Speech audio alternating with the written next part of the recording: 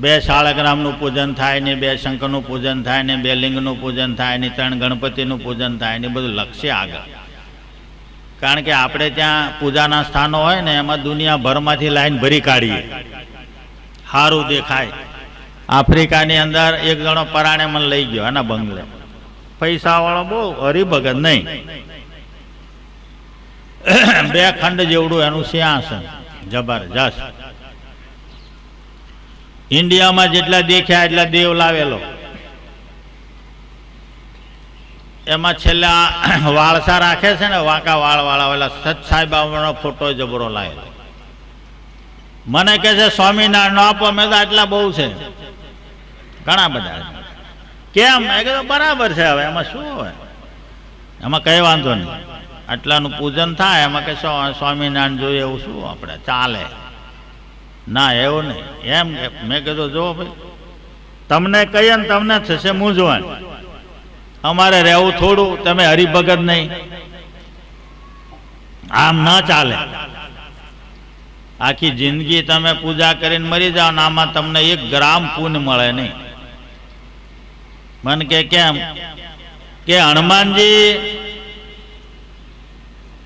ઊંચા, રામ નીચે, દુધાધારી ઊંચો, કૃષ્ણ નીચે, ફલાણો, કોઈ વ્યવસ્થા નહીં પાછી. એમ જેમ આવે એમ. આરતી કોની કરવાની, થાળ કોને ધરાવવો, કાંઈ કોઈ વિવેક, કાંઈ કશું નહીં. હનુમાનજીનું સ્થાન ક્યાં કે રામનું સ્થાન ક્યાં, કાંઈ નહીં. હવે બધું આ બધું તમે નકામાં મૂંઝાઈ જાઓ અને માથાકૂટ એના કરતા જે કરો, એટલે આરતી એક કરે આમ બધાને, હવે થાળ આમ કરીને કરી દે, અને બૈરા હોય તે એમાં કશું, એટલે શું અપરાધ થાય? પુણ્ય તો ઘેર ગયું, અપરાધ થાય.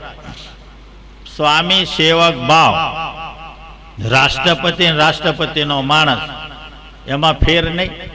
રાષ્ટ્રપતિના માણસને રાષ્ટ્રપતિ દેખતા પગે લાગો તો શું થાય?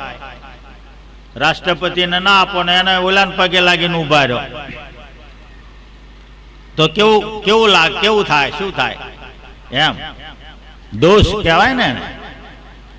મોટા પુરુષો બોલે ને દોષ કહેવાય એને. જેને તમે હનુમાનજીનું પૂજન કર્યો, હનુમાનજી એમ રાજી ન થાય. તમે રામનું પૂજન કરીને પછી પૂજન કર્યો હોય તો રાજી થાય. એક નિયમ, એ સેવક છે, જાણે છે એમ. આમ થાય. હનુમાનજીને આપણે એવી અવળી ટેવ ને, શિવજીનું પૂજન, શિવલિંગ હોય એ સ્ત્રીઓ પૂજન ના કરી શકે, નિયમ છે. જનરલ શિવ પુરાણ, લિંગ પુરાણ બધા તમે વાંચો, તમે બીજા શાસ્ત્રો વાંચો તો ખ્યાલ આવે.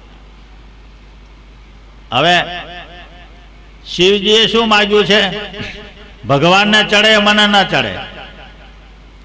વાંચ્યું જ ક્યારે? ભગવાનને શું ચડે? સુગંધી વાળા પુષ્પ ચડે.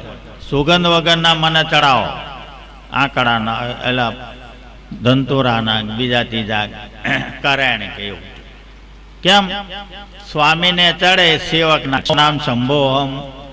વૈષ્ણવ ભગવાનના ભક્તોમાં મહાદેવજી મુખ્ય ભક્ત છે, એમ ગીતા કહે છે, શાસ્ત્ર ભાગવત કહે છે, રામાયણ કહે છે. હનુમાનજી માગ્યું, ભગવાનને ચડે, મને ના ચડે. ભગવાનને ઘીનો દીવો, હનુમાનજીને તેલનો. સુગંધી વાળા પુષ્પમાં હનુમાનજીને ના ચડે, આંકડો ચડે. આંકડાનો હાર સરસ બનાવી લાવો તો હનુમાનજી રાજી. આપણે શું કરીએ? સુગંધ વગરના પુષ્પ, તગડીનો હાર ભગવાનને ચડાવે, હનુમાનજીને ગુલાબનો ચડાવે. આવી અવળી રીત. હા, અને ગુલાબથી મહાદેવનું લિંગ ભરી કાઢે. અવળું જ કરવું એમ. રીત સમજો, વાસ્તવિકતા સમજો.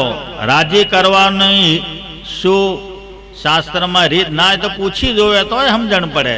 દેવ સંબંધી કાર્ય છે, એ કઈ ખાવાના ખેલ નથી એમ. એમાં ઉલટું પડી જાય તો ઉપાધિ થઈ જાય.